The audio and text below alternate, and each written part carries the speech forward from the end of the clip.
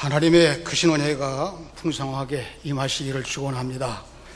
제가 오늘 등단할 때 드디어 찬바람이 나기 시작했습니다. 더위에 고생하셨습니다. 그렇게 인사하려고 연습을 여러 번 했어요. 그랬더니 목이 가라앉았습니다. 한 주간 연기하고 다음 주일날 그렇게 인사하겠습니다. 오늘은 광복절 기념주일입니다. 우리 조국 광복 기념일, 국가기념일이 3.1절 기념하고 광복절 기념일은 교회에서 기념주일로 특별하게 지키게 됩니다. 조국 광복은 하나님의 주권으로 우리들에게 주신 선물입니다. 그런 의미에서 기념주일을 지키게 되는 것입니다. 우리 오래전에, 요즘은 다 이제 광복절 노래도 잘 안 부릅니다만은 옛날에는 기념일에 학교에서 부르던 그 가사, 흙 다시 만져보자 바닷물도 춤을 춘다. 그 광복절을 설명하신 선생님들이 굉장히 흥분해가지고 일제의 압박에서 벗어나서 이민족의 미래가 열려지는 복된 날이라고. 근데 빛광자 되돌릴 복자, 어둠에 속했던 이 나라 이민족이 빛으로 어둠을 통해서 우리를 장악했던 일제가 물러가고 이제는 조선에서 대한제국으로, 대한제국에서 대한민국으로 국가가 새로 세워지게 되었다고 하는 기념일입니다. 1945년 8월 15일이 광복절이고요. 1948년 8월 15일이 대한민국 정부가 수립된 기념일입니다. 그러니까 광복절은 두 가지 기념이 동시에 있는 거죠. 일제에서 해방된 기념과 또 이 나라가 국권을 잃어버렸다가 다시 찾은 날, 사회에서도 나라에서도 기념일로 지키고 우리는 하나님의 주권으로 참 자유를 누리게 됐습니다. 하나님의 은혜입니다. 그리고 지금 우리가 이 민족이 경험했던 광복보다 정말 참 자유와 은혜를 누리는 하나님의 나라로 광복되어야 합니다. 그런 기도 제목을 가지고 오늘 말씀을 준비했습니다. 조금 여름 수련회가 이제 다 끝나는데요. 유초등부부터 영유아부터 시작해서 유초등부, 중고등부, 청년부 이번 주간, 지난 주간에 다 마쳤습니다. 더위에도 불구하고 숫자는 적습니다만은 옛날과 다르게 소중하게 보이더라고요. 열심히 땀을 흘려 한 것을 볼 때 은혜를 받고 왔습니다. 위에서 기도를 특별히 부탁드리겠습니다. 18세기에 산업혁명이 일어나게 됩니다. 그때 이 산업혁명은 그동안 원시적인 사회부터 시작을 해서 간의 수공업으로 시작해서 집단적으로 하는 일을 역시 그렇게까지 원시적이었는데 산업혁명이 일어나고서부터는 정말 풍요한 시대가 곧 오리라, 이제 대고도 남는다고 하는 생각들을 갖게 되었습니다. 그런데 이 좋은 기회가 이 지구촌에 현대전쟁이라고 하는 암초에 부딪히게 되는 겁니다. 정치적인 이유로 해서 민족주의적인 독립운동에 대해서 혹은 정복하거나 착취하는 이런 전쟁으로, 좋은 기회가 전쟁을 오히려 일으키게 하는 그런 참혹한 문제가 발발하게 되었다는 거죠. 그래서 역사가들은 근세의 전쟁을 경제전쟁이라 그렇게 얘기를 했어요. 경제 때문에 전쟁이 일어나고 전쟁이 경제 문제를 해결한 게 아니라 오히려 더 어렵게 했다고 하는 것입니다. 전쟁이 왜 일어날까? 우리 인간의 가장 근본적인 것을 죄로부터 출발을 합니다. 우리는 죄인입니다. 아담 이후에 우리는 죄에 속한 출발로 우리가 그 죄로 욕심을 내고 그 죄로 하나님을 무시하고 그 죄로 하나님께서 원하시는 삶을 살지 않은 이런 모든 상황들이 정복하고 착취하고 자기 명예를 얻기 위한 수단으로 일으킨 인간의 가장 부끄러운 선택이 바로 전쟁이었습니다.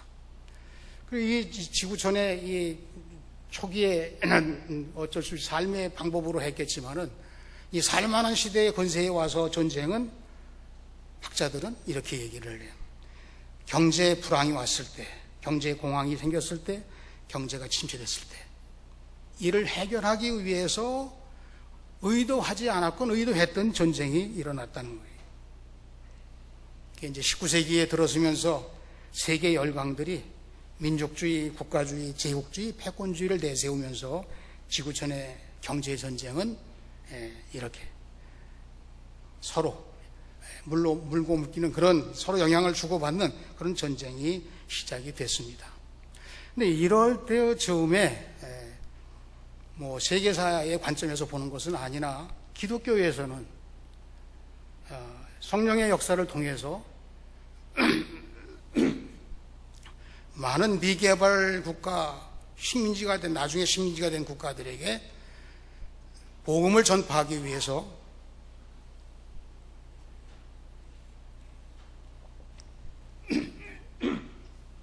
죄송합니다. 복음을 전파하기 위해서 선교사들을 보내기 시작해요. 선교사들을 많이 미개한 지역으로 보내게 됩니다.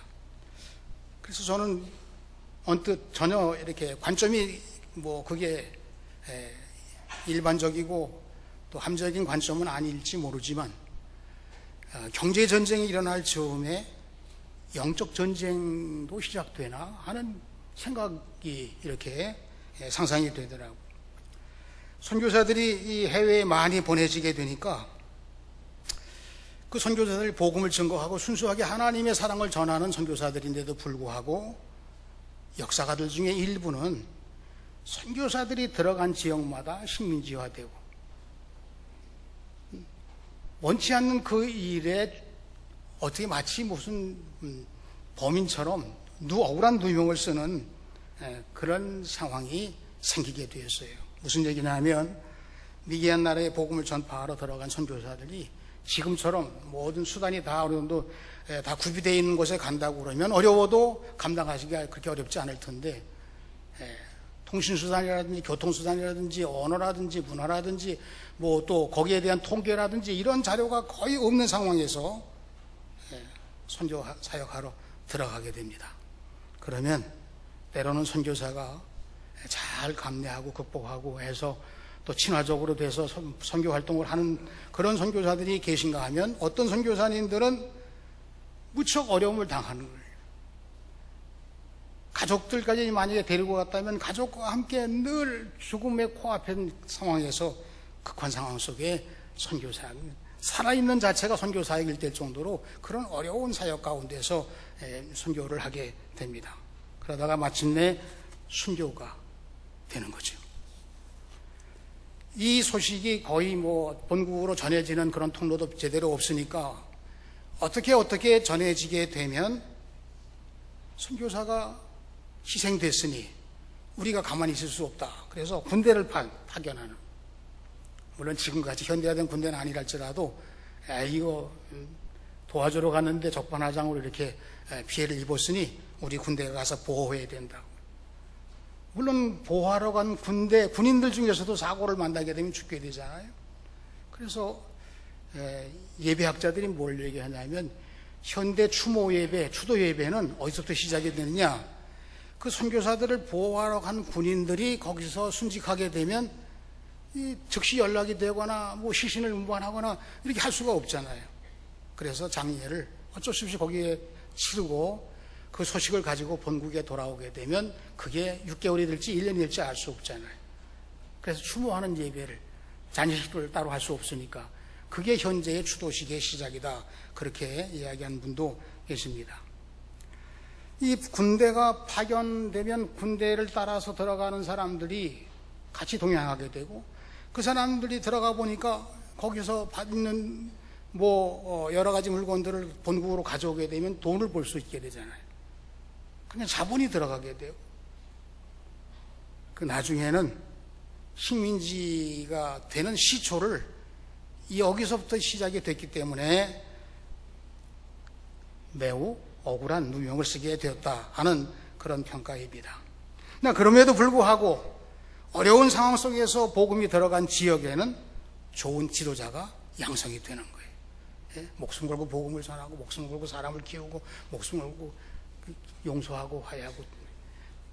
그래서 그렇게 선교사들이 들어가서 사람을 키운 지역에서 복음을 전하면 복음으로도 사람이 변화되고, 사람을 키워낸 그 지도자를 통해서 거기에 또 좋은 지도자들이 양성이 되고 세상이 변화되는 그런 역사가 일어나게 되고, 선진국으로 도약한 나라도 없지 않아 있습니다.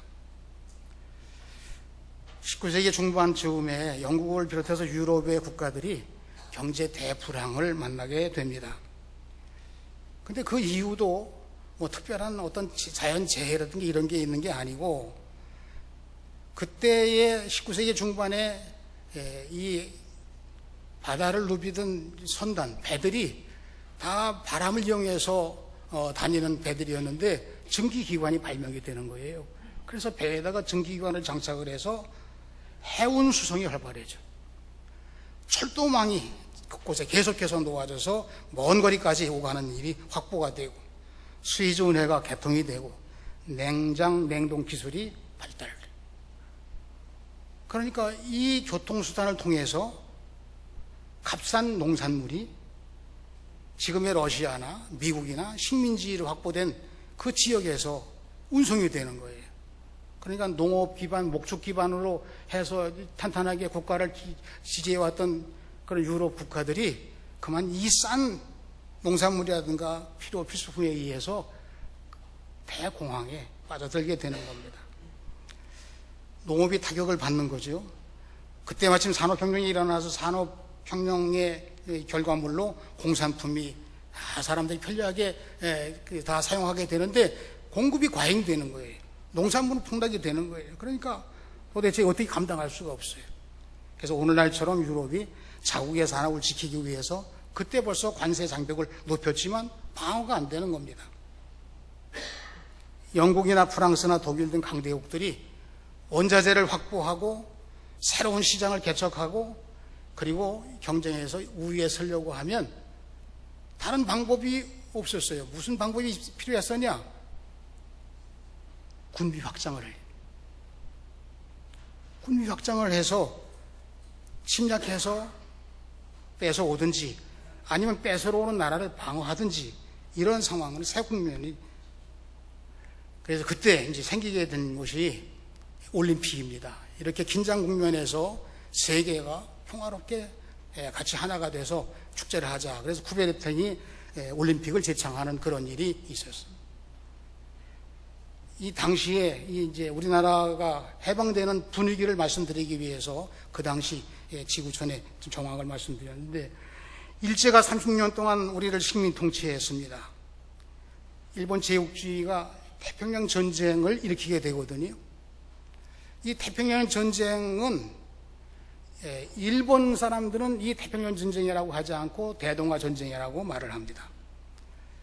이게 이유가 뭐냐 하면 황인종인 아시아를 대표해서 일본 중심으로 통합이 되어가지고 앞으로 장차 백인들이 침략해 올 터인데 그 백인들의 침략을 막기 위해서 그 침략의 명분을 가지고 제일 먼저 조선을, 그 다음에 중국을, 그리고 아시아 쪽으로 먹어 들어갑니다. 그래 지금도 우리가 다 일본 싫어한다 그러지만 싫어하는 이유 다른 게 아니죠. 이러한 야욕이 지금도 그들에게 있다고 의심되기 때문에 일본에 대해서 경계심을 갖는 것이 싫다 이렇게 말을 하는 것입니다. 이렇게 일본이 이제 갑자기 커지게 되니까 미국과 영국을 비롯해서 저쪽 유럽 진영에서 이 일본이 커지는 걸 막기 위해서 철과 석유를 수출하지 말라 이런 금수 조치를 내리게 되는 거예요. 그러니까 일본이 진주만을 공격하게 되는 겁니다. 미군 3,000명이 희생이 되고요. 태평양 함대가 괴멸 상태에 빠지게 된 것입니다. 그러면 일본이 이렇게 전쟁을 수행할 동안 우리나라는 어떻게 됐을까? 뭐 식량이나 대주고 그런 정도일까요? 그건 아닙니다. 저는 뭐 그 시대에 있었지 않았지만 자료에 보게 되면 조선인도 일본과 국가가 통합됐어요. 그러니까 일본 군대 소속으로 징용에 나가게 된 거예요. 그래서 징용 가서 살아 돌아오신 분이 계시고 그렇지 못한 분도 계신 것을 우리가 압니다. 여러분, 일본과 또 독일 뭐 이렇게 가끔씩 비교를 하는데, 독일은 히틀러에 의해서 600만 명의 유태인이 죽게 되고 유럽 지역의 많은 나라에게 전쟁을 통해서 피해를 입혔습니다.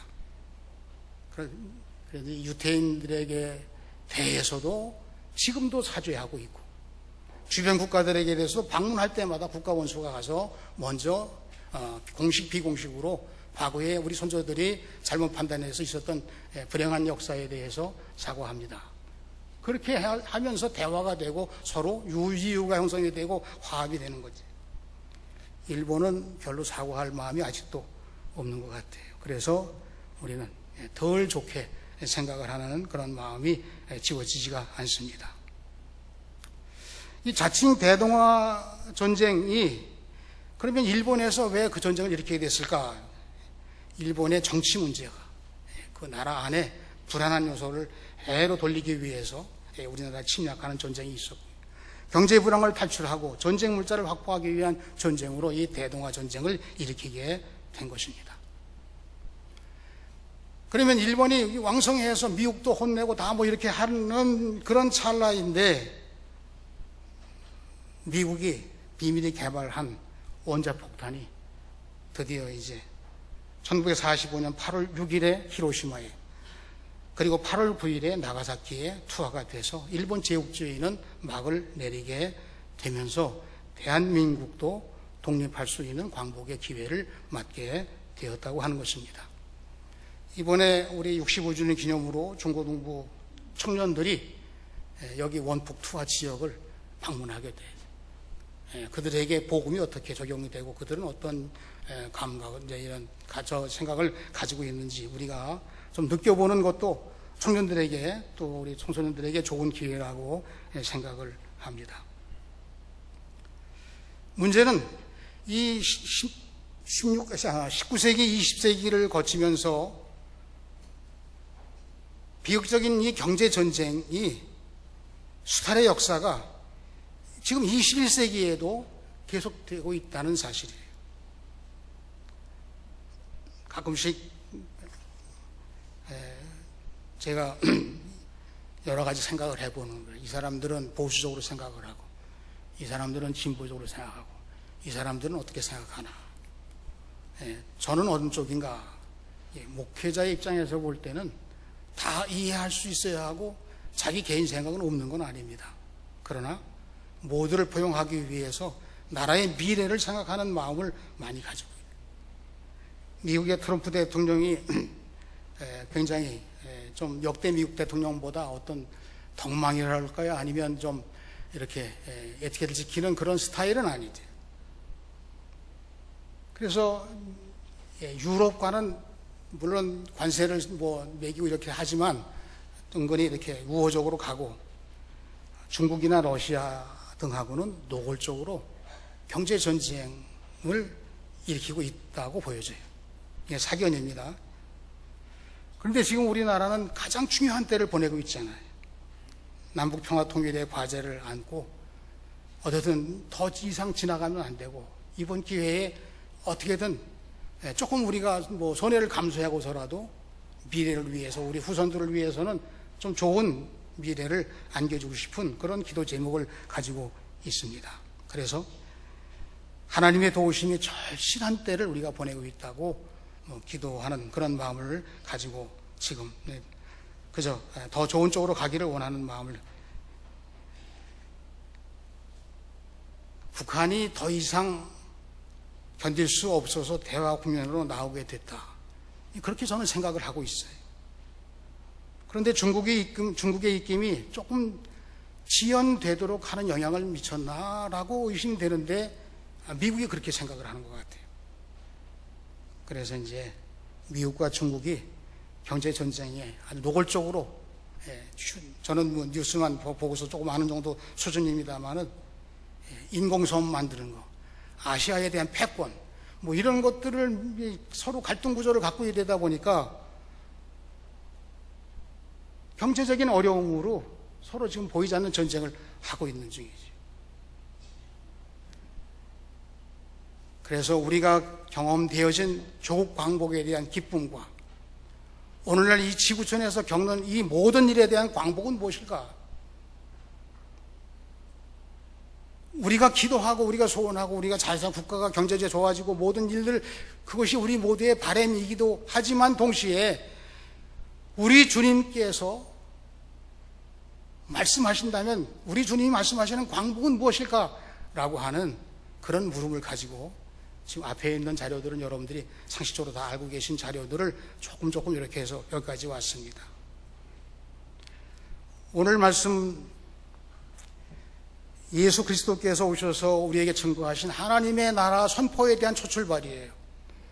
하나님의 나라를 선포하신 예수님, 우리가 대한민국 이 조국이 광복이 돼서 땅덩이가 작은 나라이지만 세계 경제 대국의 반열에까지 오르고 여러 가지 그래서 지금 제2의 어떤 도약을 필요로 하는 이때를 남북도 평화 통일되고 관계 개선도 되고 다른 나라들하고도 다 해서 그런 가운데 우리 민족이 가지고 있는 특별한 달란트를 가지고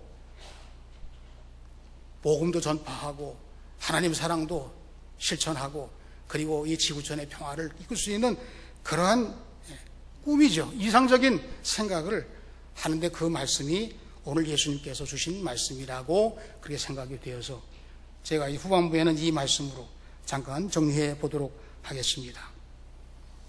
첫째로 성경에서는 현대전과 과거전쟁이 물론 다르겠습니다만 하나님의 주권으로 통치하신다고 하는 대전제를 언제나 말씀하고 있어요. 그 선언이 천지창조입니다. 그리고 하나님 백성들과 이방세계에 대한 관계를 세우기 위해서 출애굽의 말씀이 나오게 돼요. 출애굽은 이스라엘 백성들이 하나님이 세우신 모세를 통해서 하나님께 예배를 드리게 하는 목적으로 히브리 민족을 해방시키는 하나님의 주권 사역입니다. 여러분, 히브리 민족을 하나님 백성으로 거룩하게 구별하시고 이들을 하나님께 예배하는 백성이 되게 하시려고 해방하셨다는 것이죠. 세계사에서는 이 히브리 민족을 하비루라고 해서 하층 계급이란 뜻이에요.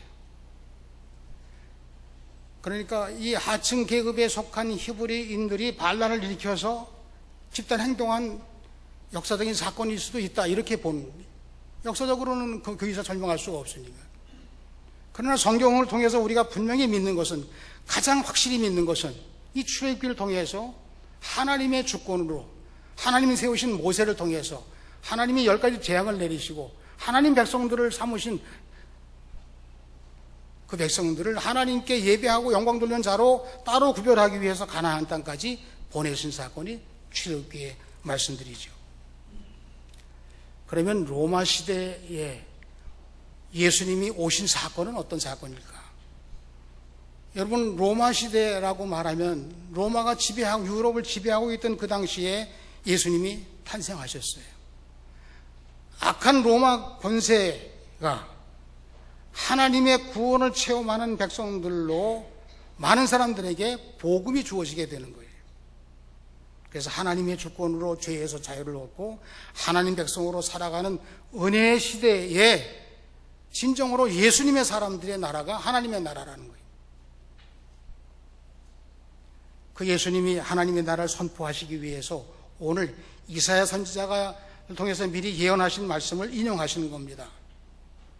자, 로마가 점령을 한 상황에서 탄생하신 예수님, 그 당시의 정치적인 배경은 로마의 정부에 대해서 친로마 성향을 가진 무리들이 있었습니다. 그 사람들이 사두개파라고, 제사장들이 거기에 대부분이고 서기관들과 유대의 기득권을 가진 지도자들이 대개 친로마에, 우리 일제로 말하면 일제 좀 어용으로 이렇게 친화적인 사람. 그런데 반대로 바리새파는 율법을 중시하고 자칭 의인들을 집단입니다. 그래서 민족주의이고 반로마적이었어요. 그리고 또 다른 행동 공동체가 있었는데 마사다 파라고도 하고 마사다 공동체라고도 얘기합니다. 여기에 예수님이 제자로 나중에 들어온 사람이 시몬이 열심당이라고 얘기를 합니다. 이 열심당은 독립운동을 위해서, 우리나라도 과거 독립운동 한 때가 있어서 어떤 때는 암살단 조직하고 이렇게 한 적도 있습니다만, 마찬가지로 이 열심당원들이 친로마에 속한 기득권자들에 대해서 테러를 행하는 거예요. 예수님께서 비유로 하신 선한 사마리아인의 비유도 이 강도 만난 사람은 친로마에 속한 사람이에요. 강도는 열심당에 속한 애국주의자들이에요. 그런데 제사장이나 레위인들은 그냥 보고 지나가는데 왜 그냥 보고 지나갈 수밖에 없냐? 당할 수밖에 없는. 그런데 선한 사마리아인은 그 모두를 통합할 수 있는 그릇을 가진 예수님을 생각나게 하는 인물로 우리에게 다가오시고, 이웃에 대해서 그러한 마음으로 포용하는 것을 은근히 가르치신 말씀이라고 그 비유의 내용이 나와 있습니다. 또 이들 외에도 더 대다수의 많은 사람들이, 소외된 사람들이 있었어요. 호구지책으로 세리를 택할 수밖에 없던 사람, 천한 여성들, 장애자들, 힘든 삶의 여건 속에 겨우겨우 목숨을 연명하며 소작인들과 많은 어려운 사람들 다 같이 같은 로마 시대의 심지처럼 노예와 생활하고 있는 그런 예수님이 출생하신 그 이스라엘에도 그와 같은 어려운 상황. 그러나 세상 나라는 어느 시대건 강한 자나 약한 자나 모든 무리가 서로 화합하거나 용화되거나 용납할 수 있는 사람, 그 시대가 없었어요. 그런데 이제 예수님이 오셔서 선포한 말씀은 아직 이루어질 나라이고 우리가 가야 할 나라이고, 하나님의 주권으로 오신 예수님께서 그 출발점을 우리에게 일러주신 거예요. 하나님 나라를 선포하셨습니다. 하나님 나라에서는 온 세상 나라 민족들이 다 하나가 되는, 권세자들도 어떤 불행한 사람도 다 용납해서 새 사람이 돼, 새 사람을 만드는, 그리고 천한 직분을 가진 사람들도 이방인들까지도 다 하나님 나라 백성이 된다는 복음이 땅끝까지 전파되어야 된다고 예수님 말씀하신 그런 상. 하나님의 나라는 세상의 강자들, 약자들, 억울한 자들, 증오하는 자들이 다 통합되는 하나님의 품 안에서 새로워지고 청산되고 변화되고 그리고 정립되고 그리고 모든 사람들이 서로 사랑할 수 있는 그런 나라를 하나님의 나라라고 예수님 선포하신 것입니다. 그러면 세 번째로 오늘 하나님의 나라에 대한 말씀, 함께 오신 말씀에서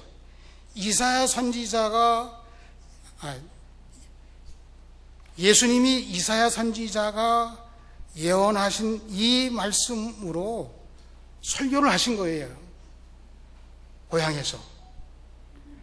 그런데 예수님의 설교가 어떠한 내용이냐라고 하는 것, 오늘 말씀이 예수님의 역할에 대한 것을 하고 복음에 대한 내용을 이야기하고 앞으로 장차 하나님 나라 이루어질 때 이와 같은 일들이 이루어질 것이라는 말씀을 암시하시는 말씀인데, 이 말씀은 한마디로 정리하면 예수님이 세상에 오신 목적을 예수님이 증거하시는 말씀이에요. 내가 왜 왔느냐?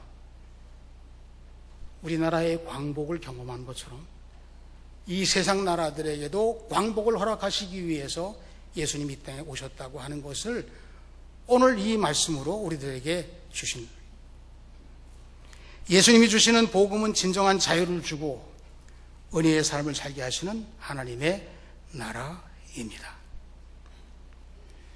우리가 지금 이 예수님의 말씀을 이 복음서의 서두에 주님이 오신 목적으로 설명한 이 내용들이 장차 우리가 더 진도를 나가고 더 우리들이 나가야 될 뿐 아니라 우리 후손들도 더 나가서 이 땅 위에 하나님의 나라가 실천되기를 원하는 그런 예수님의 말씀이 바로 우리가 붙들어야 될 말씀이라고 보는 것입니다. 그러면 우리들이 다 같이 속으로